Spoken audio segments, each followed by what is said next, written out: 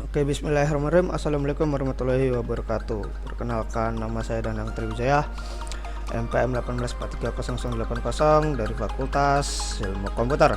Hari ini saya akan sedang membuat video tentang UTS keamanan informasi. Ya, karena ini tugas dari dosen lagi, karena ini saya sedang UTS. Jadi ya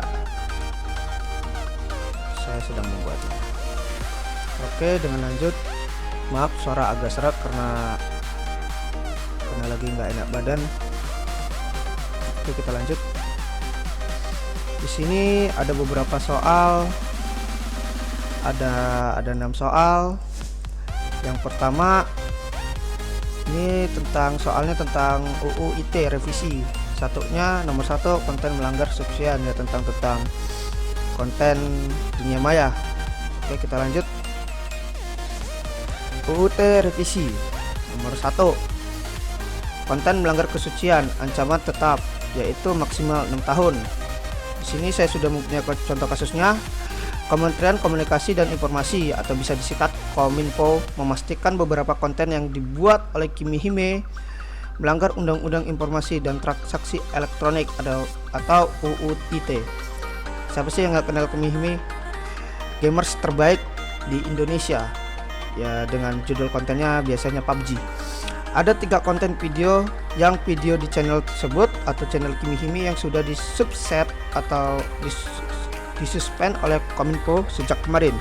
PLT Kepala Biro Humas Kementerian Kominfo Ferdinaus 1 mengatakan 3 konten tersebut melanggaran kesusilaan yang mengacu pada UU ITE pasal 27 ayat 1 yang bunyi pasal tersebut yang berbunyi setiap orang dengan sengaja dan tanpa hak mendistribusikan dan atau mentransmisikan dan atau membuat dapat diaksesnya informasi elektronik dan atau dokumen elektronik yang memiliki muatan yang melanggar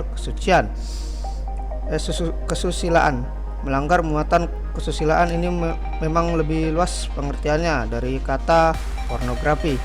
Kata Ferdinandus di Gedung Kementerian Kominfo Jakarta tanggal 24 bulan 7 2019.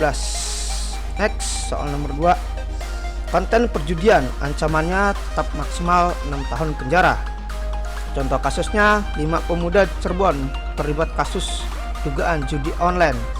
Mereka semua sudah ditetapkan tersangka oleh polisi. Para tersangka digerebek polisi saat berada di markasnya di Jalan H. Juadan Kedaul, Kecamatan Kedaun, Kabupaten Cirebon, Jawa Barat. Next, konten tentang membuat penghinaan atau pencemaran nama baik dulu diancam 6 tahun penjara, kini hanya 4 tahun di penjara. Contoh kasusnya seperti ini. Kasus SMS yang berisi penghinaan terjadi di Desa Bara, Kecamatan Woja, Dompu, Nusa Tenggara Barat, biasa disingkat NTB, yakni Kala Siti Mardiah 45 tahun mengirimkan SMS kepada Emi Hidayanti pada 2014. Siti mengirim SMS yang berisi penghinaan dan mengata-ngatain Emi sebagai pelacur. Kasus ini naik ke pengadilan dan Siti dihukum pidana percobaan, menjatuhkan pidana penjara selama 1 bulan. Pidana tersebut tidak perlu dijalankan kecuali jika ia di kemudian hari ada putuskan hakim untuk menentukan lainnya bahwa terpidana sebelum lewat masa percobaan selama 2 bulan melakukan perbuatan yang dapat dipidanakan. Ucap Ketua Majelis Duyamto dengan anggota Muhammad Nur Salam dan Niputu Asih Yudiastri. Next, yang keempat, konten pemerasan dan pengancaman-ancaman tetap maksimal 1 tahun. Contoh kasusnya seperti ini. Kepolisian Resort Kota Desa Bandung mengungkap jaringan pelaku pemerasan yang melibatkan narapidana penghuni lembaga pemasyarakatan Telkom Kabupaten Bandung bermotif foto dan video bugil korban. Awalnya laporan masyarakat dia diperas. Senjata pemerasannya adalah pelaku memiliki foto dan video korban pada saat tidak berbusana, kata Kepala Kepolisian Resort Kota Besar Bandung Komisaris Hendro Panwo di Bandung Kamis. Hendro berujar polisi sementara menerapkan pasal 369 Kitab Undang-Undang Hukum Pidana, bisa disingkat KUHP, dan pasal 48 Undang-Undang 19 tahun 2016 tentang informasi dan transaksi elektrik, bisa disingkat ITE. Untuk menjerat pelaku, kita lakukan proses penyelidikan melanggar pasal 36 KUHP pasal pemerasan dan undang-undang ITE tersebut. Next, yang kelima, konten yang merugikan konsumen, ancaman tetap maksimal 6 tahun penjara. Contoh kasusnya seperti ini.